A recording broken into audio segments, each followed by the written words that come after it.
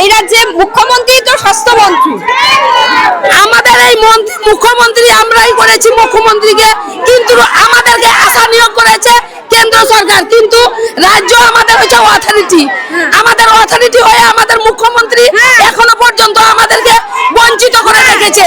আমাদেরকে 24 ঘন্টা কাজ করাই, আমাদের রাত কি দিন রাত আমরা জানি না, আমাদের রাত্রে ঘুমলে মায়ের ডাক পড়ে আমাদেরকে ছুটে হসপিটালে যেতে হয়, তার বিনিময়ে আমরা মাত্র 5200 টাকা পাই। আমাদের দাবি হচ্ছে 15,000 টাকা মিনিমাম ওয়েজ, রাজ্য সরকার ঘোষিত 15,000 টাকা দিতে হবে, সরকারি স্বীকৃতি দিতে হবে। কোন আশা কর্মী যদি কর্মরত অবস্থায় মারা যায় তার পরিবারকে 5 লক্ষ টাকা দিতে হবে। আমাদের মূল দাবি হচ্ছে আমাদের বেতন মুখ্যমন্ত্রী তো মমতা বন্দ্যোপাধ্যায় স্বাস্থ্যমন্ত্রী বাকি সব দিকে নজর দিচ্ছেন, এই রাজ্যে নানান রকম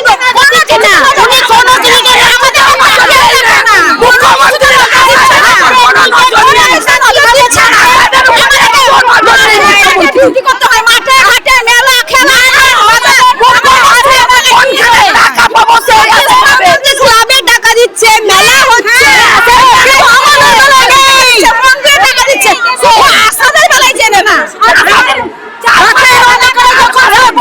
একটা দুটো তিনটে অবস্থায় ডেলিভারি নিয়ে আমরা ছুটে চলেছি। রাত দুটো সময় একা একা রাস্তায় চলে যাচ্ছি ডেলিভারি মাটাকে নিয়ে।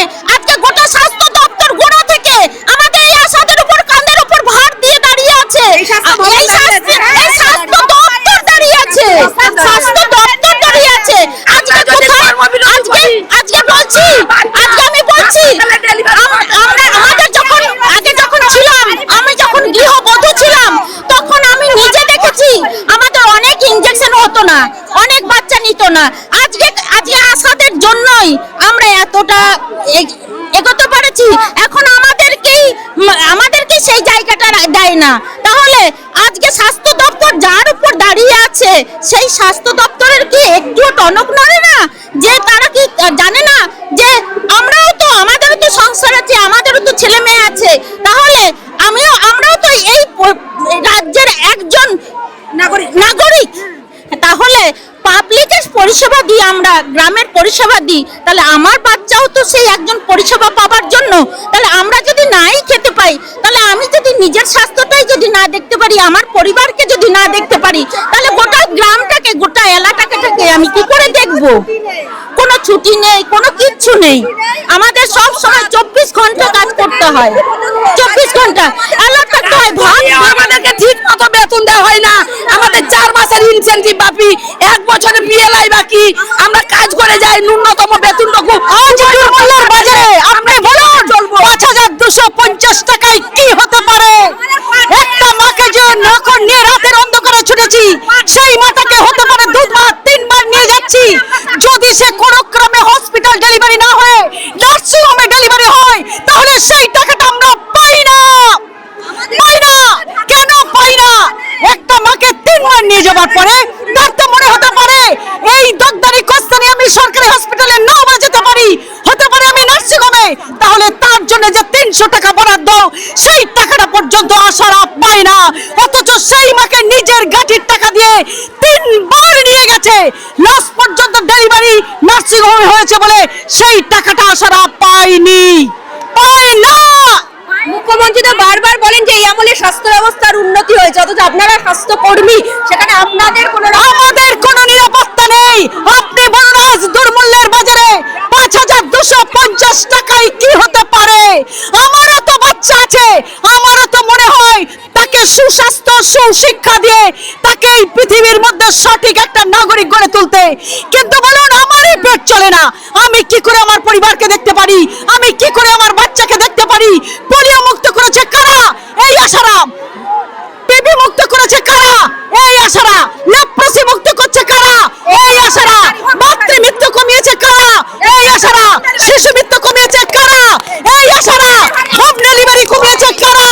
এই আশারা। আজ পোলিও কার্ডের সমস্ত ইনজেকশন কমপ্লিট করেছে কারা? এই আশারা।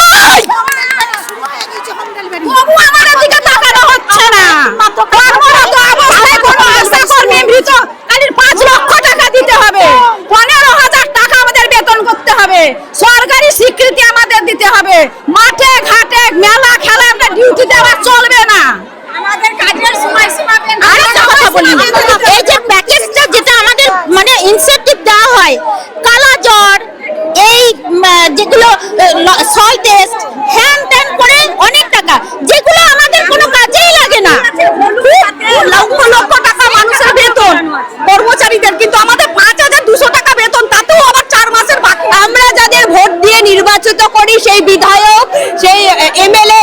নার্সদের কিন্তু মাইনে বৃদ্ধি পাচ্ছেই না, পাচ্ছে, কিন্তু আমাদের কোনো বৃদ্ধি নাই। আমাদের দিনের পর দিন কাজের চাপা বসেই যাচ্ছে, কিন্তু আমাদের টাকা বাকি। আমাদেরকে আমাদেরকে সরকারি স্বীকৃতি দেওয়া হোক। আমাদের কোনো ছুটি নেই, আমাদের গর্ব, আমরা একটা মাতৃকালীন, আমাদের কোনো ছুটি নেই। আমরা মানে জন্ম থেকে মৃত্যু পর্যন্ত আমরা দেখাশোনা করছি, কিন্তু আমাদের সরকারের কোনো দায়িত্ব নেয়নি। আমরা কোথায় যাব, কার কাছে যাব? হ্যাঁ, তো সরকারের কাছে আসলে আমাদের কোনো জায়গা নেই। আমাদের ডেলিভারি রাত 12টায় নিয়ে যায়, আমাদের কোনো হসপিটালে পরিষেবা দেওয়ার মতো কোনো জায়গা নেই। আমাদেরকে বসতেও দেওয়া হয় না, তাও মাটাকে আমরা বুকে করে কাঁধে করে নিয়ে যাই। ঝড় বৃষ্টি, এমনকি প্রচন্ড ঠান্ডাতে বড় বড় অফিসাররা ঘরে ঢুকে থাকে, কিন্তু আমরা একটা মাকে নিয়ে গিয়ে হসপিটালে ডেলিভারি করাই। করানোর পর তাকে জিজ্ঞেস করি সে সুস্থ আছে কিনা, কিন্তু আমরা সুস্থ আছি কিনা সেটার দায়িত্ব সরকারের নেই। আমাদেরকে সরকারি স্বীকৃতি দিতে হবে, আশা কর্মীদের সরকারি স্বীকৃতি দিতে হবে। আমরা যে এত কাজ করছি তার বিনিময়ে আমরা স্বীকৃতিটুকু পাচ্ছি না, সেইটুকু আমরা মনে করি আমাদের প্রাপ্য অধিকার। আমরা স্বীকৃতি চাই, আমাদের ন্যূনতম 15,000 টাকা বেতন করতে হবে, কেননা আমরা এত কাজের ওপর আমরা বেশি কিছু চাইছি না। সরকারি স্বীকৃতি এবং ন্যূনতম 15,000